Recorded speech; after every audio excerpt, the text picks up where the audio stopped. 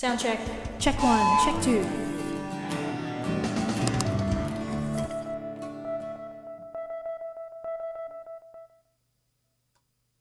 Hello, Jess. Thank you so much for coming onto the show. Hello. Thank you so much for having me, Dan. And you are so kind because you are chiming in. Not only is it 11 p.m. where you are, but you are chiming in from a motel room. It's true. In the middle of where? Where are you? I'm in Ohio, just over the border of West Virginia, which is actually where I'm from originally. So right on the Ohio River in a little town called Marietta, Ohio today. Oh, very good. And we were talking before the show. You have been on the show before, but it's crazy to think it was 2018 the last time you were on. I know. That's blowing my mind a little bit. I just had no idea 4 years had passed. That's so crazy. It's crazy to think that it was literally before COVID. Like we were literally living in another world back then. Yes, our lives have changed in so many different ways since then. What I'm really excited to be talking to you about, and one of the reasons why, back in 2018, I think I said to you in the show, I'd love to have you back and talk more. Blah. Well, following through on that intent. Yes. Yeah, finally, Daniel. I would love to chat with you because you've got a brand new creative project that you have released recently. It's an album called Anima. Actually, I'm getting ahead of myself. I wonder if you could maybe just tell us a bit about, for those who have never met you before, I wonder if you could just tell us a bit about yourself and then we'll start talking about Anima. Sure. Well, hello, everyone. I'm Jess Baldwin, and I am a voice teacher and vocal coach. I got 2 classical music degrees to start off my journey, while I was also doing a lot of pop and R&B and jazz and soul on my own. And after I graduated, I was very interested in learning more about the pedagogy of not classical music, and so started studying that and got very deep into that kind of teaching. And then as an artist began moving more and more into kind of through jazz first into some of the other genres that I really loved singing as an artist, and found my way in that direction. And then as a teacher started focusing more and more in some of those genres as well. So I generally don't work with classical singers anymore unless they are singers who are transitioning out of classical music into something else. So I work with a lot of voice teachers actually in my practice, though that's not only who I work with, but a lot of people who are sort of finding their voice for the second time. Sometimes it feels like the first time to them, depending on their situation. But that's a lot of who I work with. And I think that very point, we're not going to be talking about this in any great depth today. At least I don't expect that we will be. But that very point you just made, where people are discovering their voice for a second time, really speaks to just how different the technical and aesthetic setup of the voice is between the two disciplines. Yeah. Yes, very, very different. And I was reading a text, which is my usual practice to have a couple of pedagogy texts on the go at any given moment, and I was really disappointed. I'm not going to mention what the text is, but because I was disappointed to actually read in black and white font that if you want to sing anything, you must learn classical technique. This is a book that was only just published in the last number of years, and that idea is still not only being said, that it's not being privately held, that idea is still being written onto paper and published. I was like, And the book I'm reading is not all bad. There are parts that I've enjoyed from the text, but to read this particular, like it's a really definite statement, isn't it? Isn't it amazing that we still have pedagogues that want to? It is amazing and rather unfortunate. I mean, all the people I work with, if they have sung classical music, as soon as they start singing something else, their first big epiphany is like, holy cow, I can use very little of what I did in classical training in this space right now. And it's very humbling. Yeah. Anyway, as I said, that's not our topic for today. but in part it kind of gives us a segue to talk about the creative process that we as artists go through. And I want to talk firstly about Anima, your new release, and you know, I didn't get you on to do an advertorial, but nonetheless, it's an opportunity for you to let people know about the recording, which everyone I've enjoyed. I really have enjoyed Jess's recording, particularly April Fool. It's got this wonderful surrealist video clip, and I love surrealism, so I just really enjoyed it. The music's excellent as well. Thank you. Tell us how did you, you know, as a teacher, we can become so captivated by teaching, because there's so much to learn and to constantly be learning and doing. How did you come to find yourself writing and preparing to do this creative project aside from your teaching? I always knew I wanted to sing and teach. So my master's degree, for instance, was performance and pedagogy, because I couldn't pick just one. And that's just always been true for me, that teaching and singing felt equally important to me. So the actual writing of the music, however, was a very intimidating prospect upon graduation. I was I couldn't imagine contributing anything of value after learning about so many of the composers that I had just learned about. And I mean, that was my own issue, like believing that we deserve to put something out into the creative world, regardless of what anybody else has put out there. But I was doing this, comparative stuff in terms of my right to create things and to write music. So I had to do some self-work for several years. And my first sort of stepping into creating stuff of my own was actually rearranging songs, doing my own arrangements of stuff. So I started with Somewhere Over the Rainbow, and I still do that arrangement, really like it a lot. I put it in 5 because that's what my favorite meter, and few other things that I really enjoyed rearranging. There's some on Spotify. Weezer's El Scorcho is out there. I had help from producer Jared Mahone on that one. Bjork's Alarm Call I did a rearrangement of.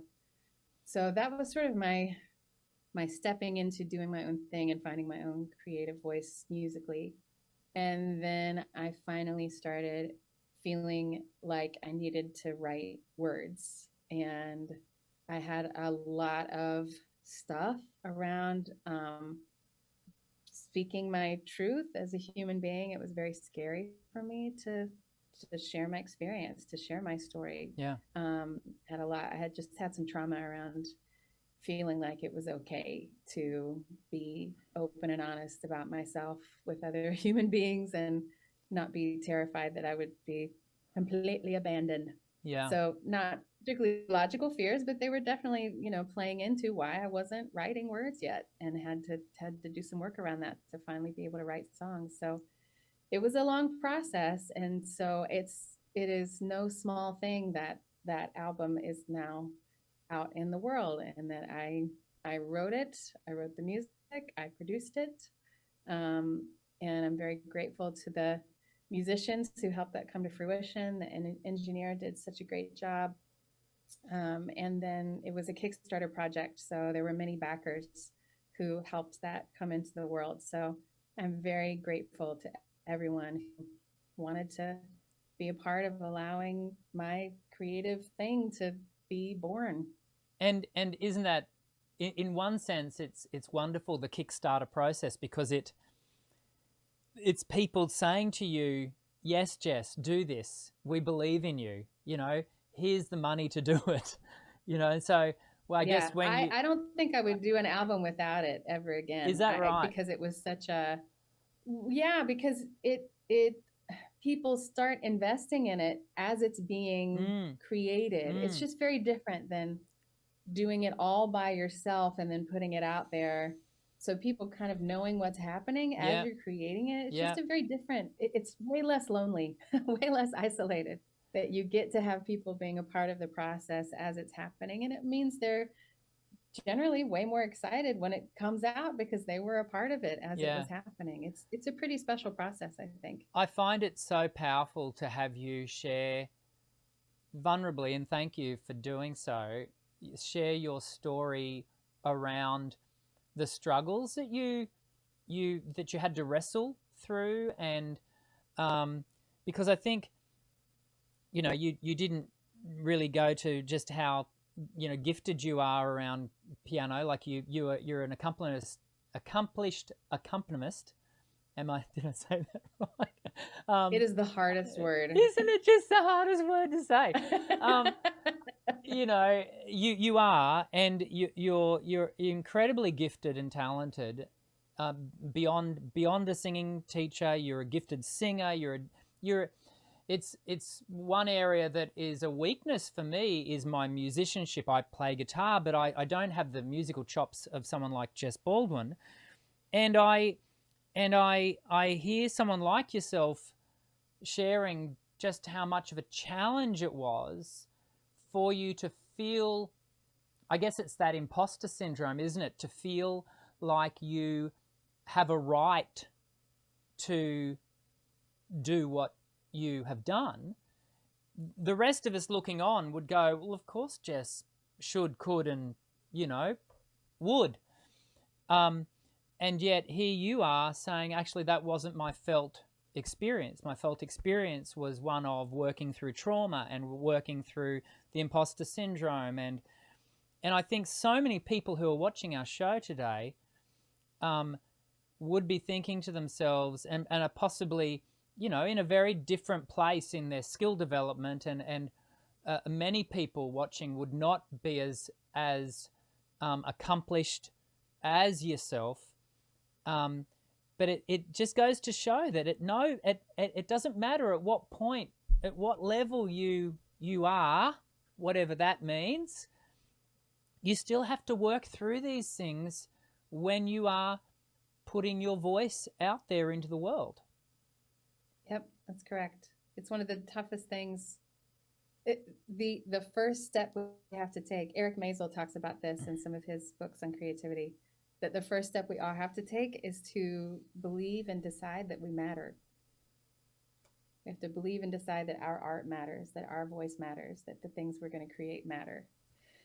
And to some degree, that was the step that was, you know, took a minute for me to take. I could believe that I could, you know, be a vessel for someone else's music, that I could use my voice to carry out a composer's creation or to sing someone else's words. But for me to believe that like my own words and my own way of putting notes together mattered enough to actually make it happen was a step I had to take. And it truly does not, like, levels of musicianship, you know, whatever that is and wherever you are, people want to hear your story. They want to hear who you are and to feel connected to someone else who's having a similar experience to them. That's really so much of what it's about. So you matter to that person. Your creation matters to that person that you haven't reached yet. And that's really what it's all about. If COVID has taught us anything, and the lessons are many and varied, but I think it did teach us at the height of the pandemic, when we were so separated from each other, it really did teach us the importance of connectivity, the importance of being able to connect with another human being and connect with their story and connect with the essence of that person. You know, did you, because I take it you were kind of going through this process during the COVID pandemic, as in the writing of it, the preparing of it, and all the developing of it. How much of that sort of lived COVID experience fed into what you were doing? I would say that the music, a lot of the music itself was already written. Had been written over the past, I don't know, 6 years maybe. So what was happening during COVID was primarily me preparing to run a Kickstarter campaign. So the music itself was not necessarily tied in. What was tied in was my fear of asking for help and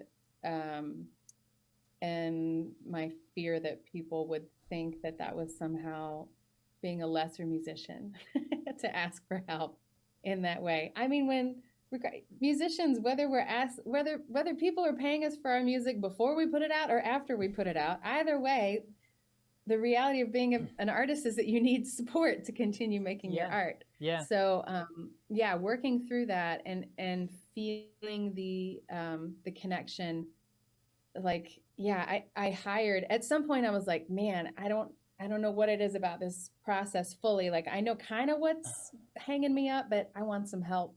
So I actually hired a Kickstarter coach. His name is Laser Marlena Weber.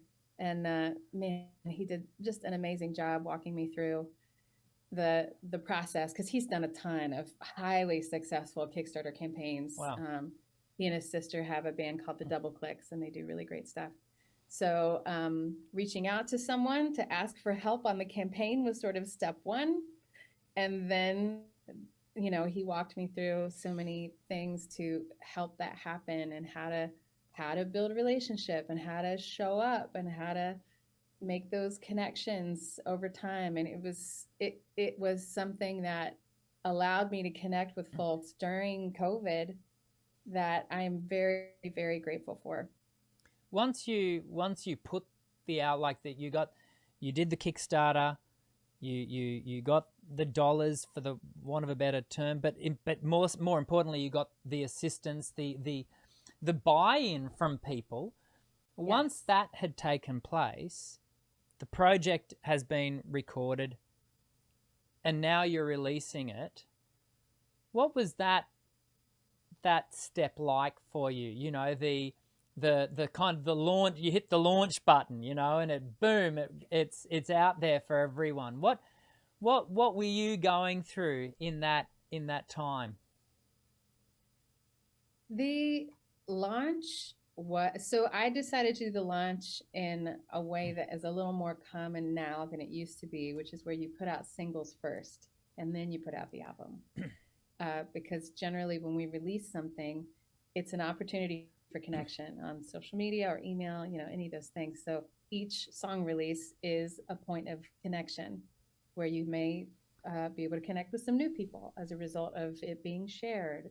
So one song at a time means you get more connection opportunities. So the full album will come out for my birthday in October, but all the songs will have been released one by one leading up to that. So the first one that came out was April Fool, and I released it on April Fool's Day. And, you know, I have to say I think I was mostly just excited. I don't remember feeling nervous.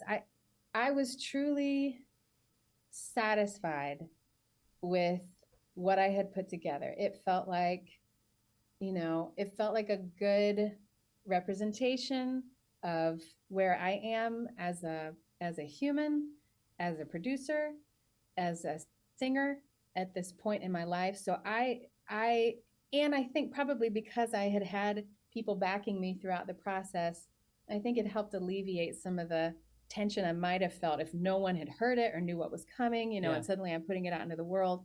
I already knew I had a support system as it was coming out. So really, it was just a matter of, here it is. Let's celebrate together that it's happening. And, Yeah. there have been some people who were like, that's not what I thought it was going to be. Yeah, maybe, I don't know, but it feels more like, when you really have a support system, they're supporting you. Yeah. Yes, they're supporting the music also, but they're supporting you, and you feel that, that. Yeah. And there are artists that I feel that way about, that the music is not necessarily as important to me as the fact that I'm just supporting them as a human being. Like, Yes. I love who they are and what they're doing so much. I don't necessarily care about the music as much sometimes. It's just them. Yeah.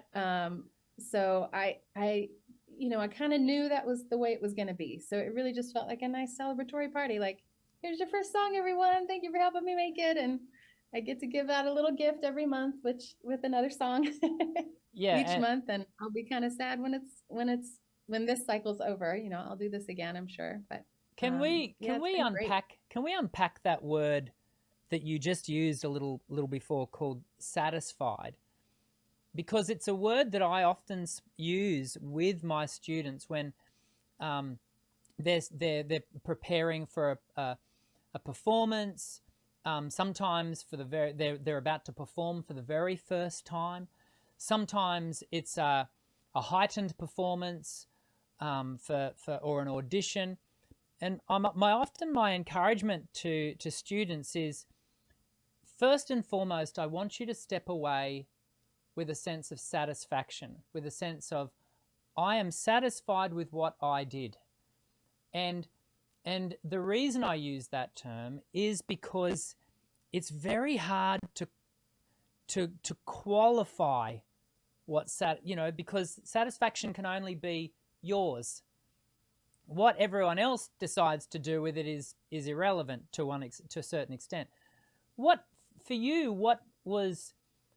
did that word satisfaction, come to mean for you in the releasing of the project?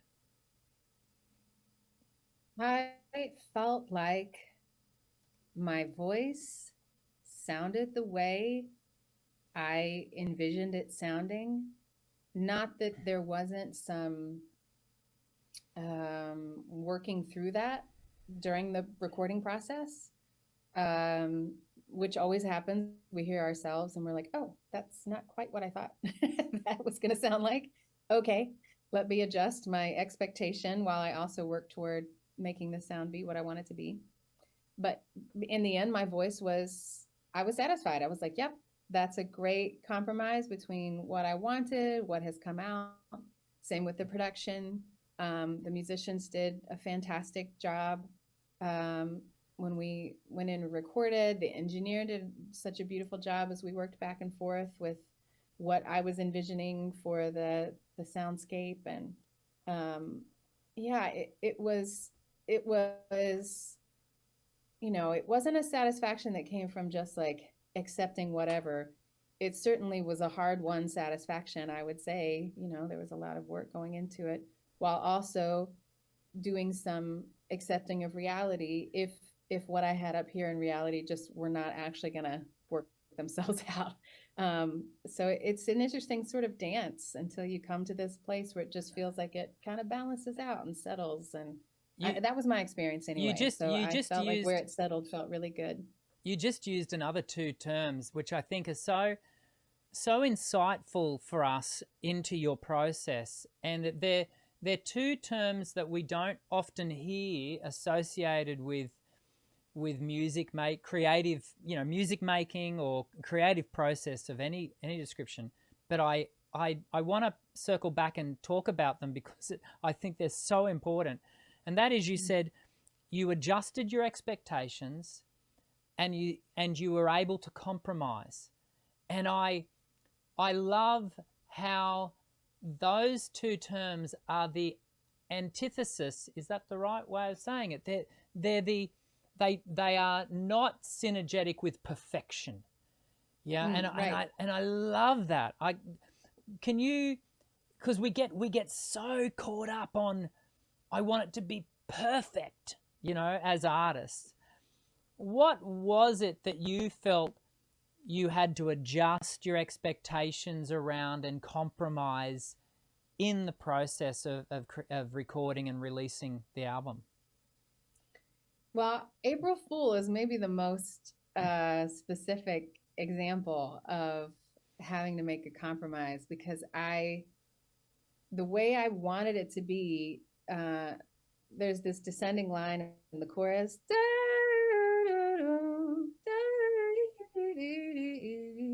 So that line, the way I was singing it with that microphone, and the microphone we had was amazing, and I loved the sound. There was this little like register blip that was just not smoothing out quite the way I wanted it to. And I tried it several different ways with some different techniques, different vowels, different, let's start more chesty, let's start more heady, let's, how can I get this where I want it to be? And it took some doing until I was like, okay, what I actually want is, what gets the sound I want is if I sing this sort of light and heady all the way down, but then I'm going to quadruple it so that it has like a vastness to it. So I still got the sound I wanted in the long run. Like I got the effect I wanted in the long run, but we did not get there the way I thought we were going to get there. Because I had to do a very different vocal thing than I expected to in the studio. But I was very happy with the product, but it took a second to figure out. And I mean, I will admit in the moment, I'm like, no, like I know this is going to be sort of the big single. And if I can't get this vocally the way I want on this microphone, what am I gonna, and this stuff that's going inside. And I'm like, okay, let me try again. Let me try this. Let me try that. Had to take a couple little breaks, sort of think about it a little further. Yeah. Come in, try it again. So, it's a messy process. It's not this perfectly planned out thing, and not without some difficult feelings at times. Yeah. Until you land on the thing that feels like, okay, all right, yes, now I'm getting what I wanted, but that's not how I thought I was going to get there, or necessarily exactly what I thought it was going to look like. Yeah. When we started down the road. I find, because I've just started recording again, and the scenario in which I'm recording my tunes, and they're not tunes I've written, they're church worship choruses, and I'm just recording them single take, so we're not doing multi takes that we're then cutting and pasting and hooking it all together. And so and I'm only doing it with two microphones, one on the guitar because I'm self-accompanying and playing at the same singing. And so I know that there's a bit of bleed between the two mics, even though I've got them angled, and I'm doing it all here in the studio just by myself. And then I'm having the music produced by a friend. I'm sending the WAV file off to him because I've just got the tracks panned left and right, and hoping that we don't have so much bleed that he can do a little bit of work. But I'm finding that, because I know, first and foremost, I want the value of the narrative, of the communication, to be the primary reason why I'm doing it. And so, because I'm doing it all as one, it's one take. So I'm usually doing it 3 or 4 times and then using one of those takes, usually the last one, because that's the one that I managed to make it all the way through with less mistakes than the others. I have to compromise with, and perfection just can't be a part of the process. And I think that's what the process that most of people who are watching this show, that's mostly the recording process that they would be going through, is just recording at home often on their smartphone, and just having to become comfortable with what they did. I find that to be a very vulnerable and a very, very exposed place to be as a creative. What have you found, in that compromise, in that, adjusted expectations? Have you found similar levels of of vulnerability? Yeah. I think it's a very vulnerable process Yeah. um, to hear the reality of what you expected. I think a lot of us, you know, we I mean, to our credit, as hard as we can be on ourselves, we also have the capacity to imagine a really great version of what we can do. And then when the reality is there and we go, oh, that is not what I thought I was doing, or not quite what I imagined myself being capable of. And that is definitely a vulnerable moment to be hit with the reality of your ability in comparison to your imagining of your ability. And, I think it can be a very discouraging moment, and I want to normalize that. And it is also, for me, usually one of the biggest motivators. Like, oh, okay, I need to work on that more. Because I do want to close that gap, right? And that's the constant decision making we're doing. Like, do I want to close that gap? I can't. Maybe I can't do it any better right now, despite all my best attempts. That's the best I've got right now.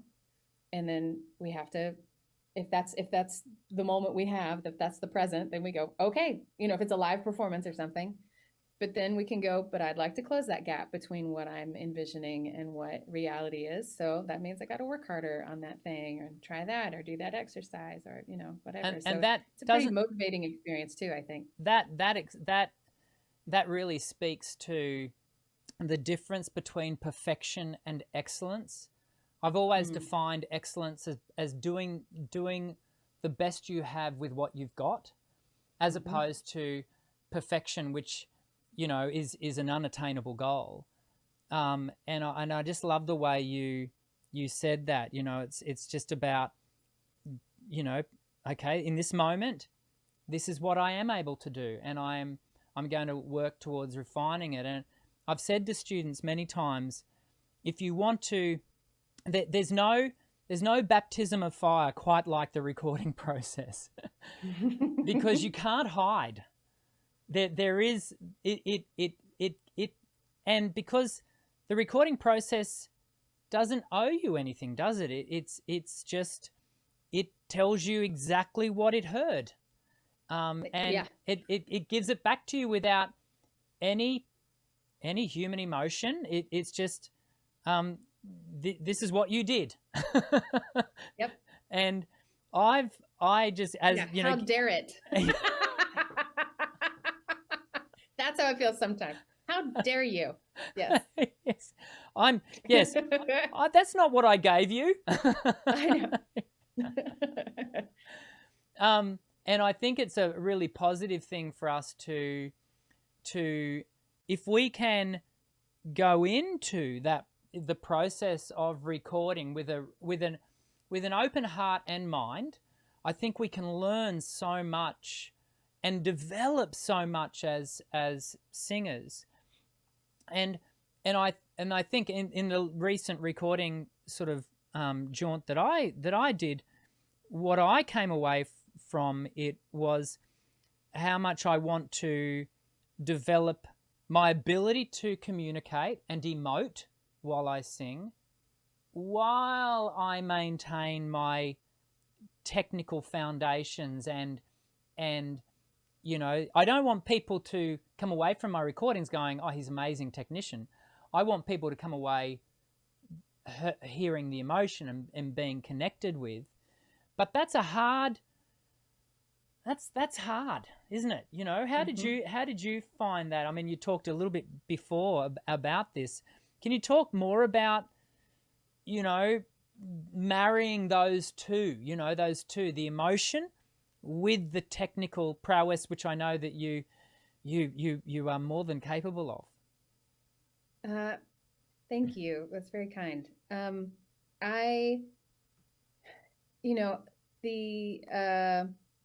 The reality of the motor learning system, which has stages. I think you might have had Marcy Rosenberg on here talking about this, but they talk about it in the Vocal Athlete, which is great. So we've got we've got like the beginning stage and we got the middle stage, and then the end stage of motor learning is automatic. And that's where we no longer have to think about the thing. It just happens.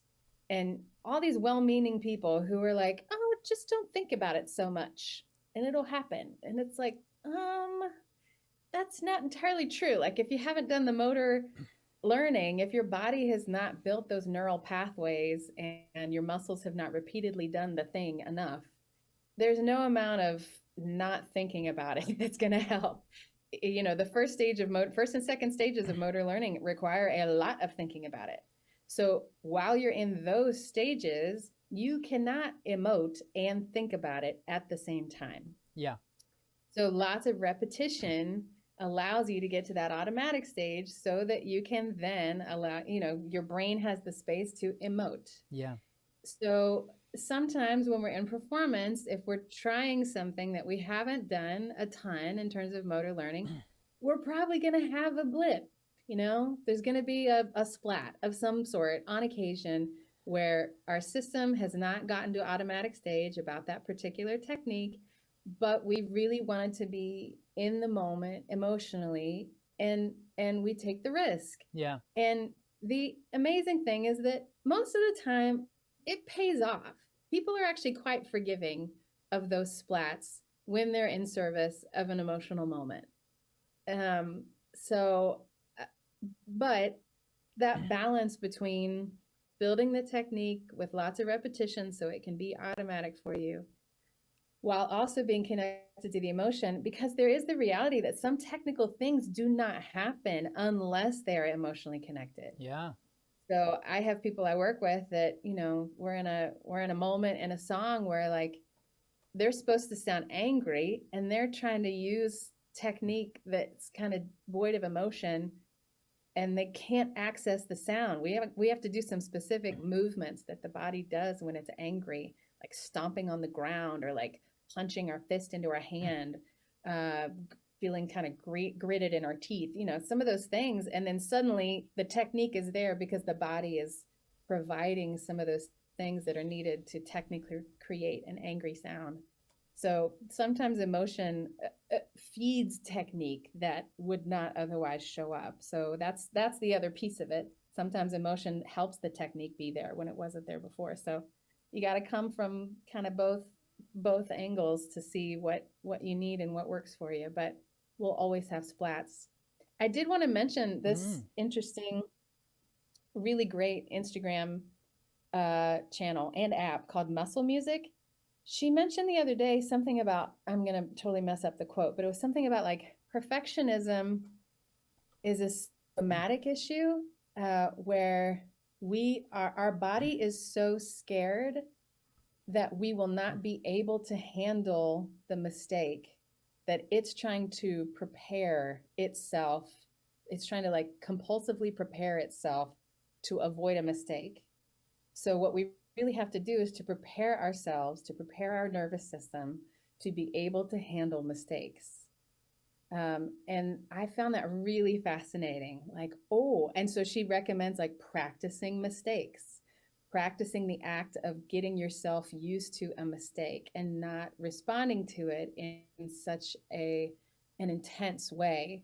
And then you can build your confidence in your ability to handle the splats and the mistakes and the trip ups when they happen, because they absolutely will. They're unavoidable. So training ourselves to manage those in our nervous system rather than trying to compulsively avoid them is a much more practical approach. And she's got some great tools around that. But muscle music, it's muscle music. That's great. Yeah. It's interesting that you wanted to highlight that, because I was about to, just before you went to say this. No, I wasn't going to mention the app. I was going to talk about the I encourage students to embrace imperfection, you know, and allow it to imbibe your creativity, and to not see it as an enemy, but to see it as what makes us human. And I think having, you know, in the world of AI and developing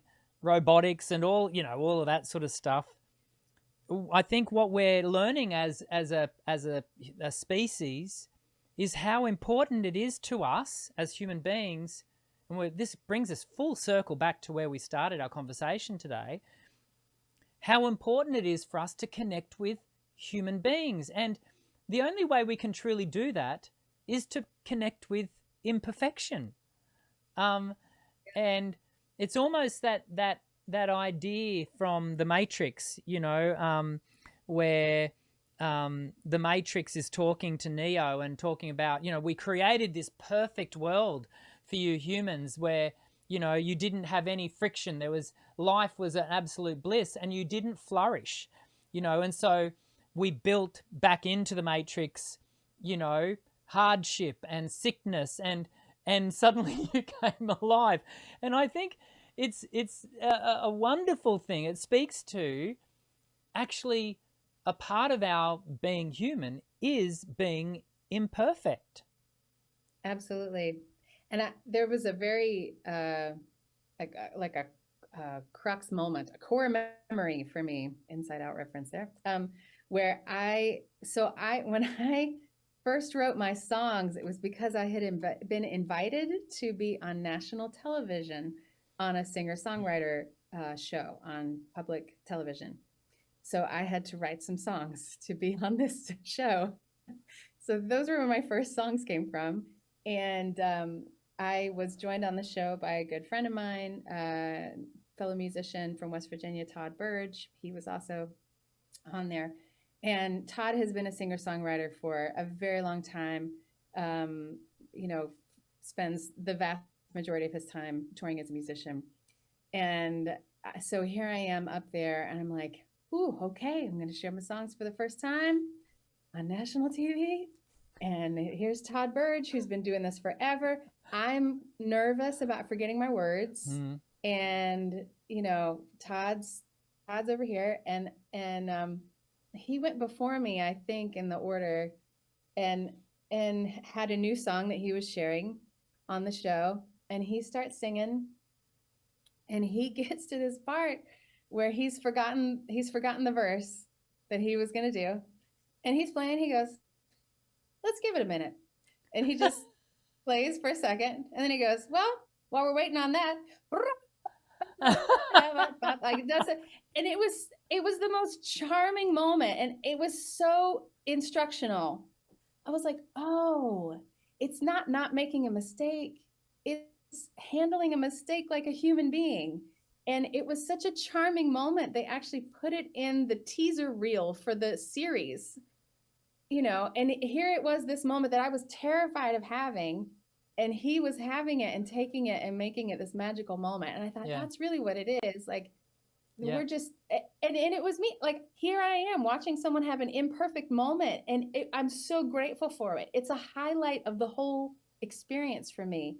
Like, that's really what we all want to be learning, is how to handle imperfection, how to normalize it, how to find ways that we can deal with it when it pops up, because it is unavoidable. So the nervous energy of, oh, I hope I don't make a mistake, rather than having flexibility around it, is really what we want to work ourselves through. It's interesting. I heard it once talked about they say one of the strengths of the Marvel universe is that the characters were written in such a way that they had flaws, that these were these superheroes who had drinking issues or had anger issues, or and people have bought into that en masse, because here you have these people that we would look up to as superheroes, but equally they exhibit this humanness of imperfection, and it behoves us as creatives to constantly come back to that and to sit in that, and because people do see what we do often as superhuman. Is that wrong to say? I had a lady come up to me on Sunday after I'd just been leading in worship, and she was so lovely and complimentary, and she said, these were her words, you're so gifted, and she was just sharing her heart with me, and it was lovely. And yet she also knows my imperfections. So it's being comfortable to sit in that, isn't it? And to go, yeah, okay, I can do this, but equally I'm happy to expose this. And I think that's so important. Yeah, absolutely. Yeah. Well, this has been a really enriching conversation for me, but as is often, thank you, Dan. as is often the case, we get to I look down at the clock and I go, oh, okay, we're out of time. And I have to say to you, now that we've come to the end of our chat, I don't want to leave it 4 years before I get you back onto the show. Well, COVID just sort of stole 2 years. Truly, it just is a very strange time to look back and be like, oh, just 2 years, just gone. Okay. Where did that go? It's gone. Yeah. Thank you so much. Thank you for that. Can I encourage everyone to go and check out your album? JessBaldwin.com is how they can kind of get to it. Yeah. And did you say the 15th of August is when the whole album's being dropped? No, my birthday in October is when the whole album will be dropped. October. Sorry. So I've got it's okay. There's 2 more singles coming out. It's the first Friday of every month. So first Friday of August will be What I'm Not, and the first Friday of September will be Home. And then I'll release the whole album.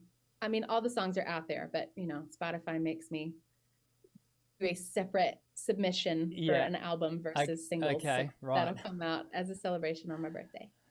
Fantastic. Thank you so much for coming on and sharing the process that you've gone through with all of that. Thank you for having me. Yeah, Thank you. It was wonderful. Folks, I really want to encourage you to go and check the album out because it's a delight. It really is. And, now that you've met Jess and you've heard her share from her heart about the process that she went through, I think the listening and the watching's really good, but the listening, I think, you'll really enrich the whole process for you. Now with Spotify, we just hit play and we don't even really engage with the artist as much as we used to. Gone are the days where you'd be waiting for the whole album and then I used to wear tapes out in a day's listening just because but we don't do that anymore, But now, with Jess's album, you've heard the heart of the artist, so I really encourage you to go and check that out. Next week, we're doing a Q&A. In fact, I think for the next few weeks, we're doing Q&A. Thanks for joining in today. Make sure you hit the like button just to encourage everyone that was a part of today's show, including me and Jess, but also hit the subscribe button and make sure you hit the white bell icon. That way you'll be reminded about every show. Looking forward to seeing you all in a week's time. I look forward to having a great week, as I hope you do. I'll catch you again soon. I'm Dr. Dan. Sing well.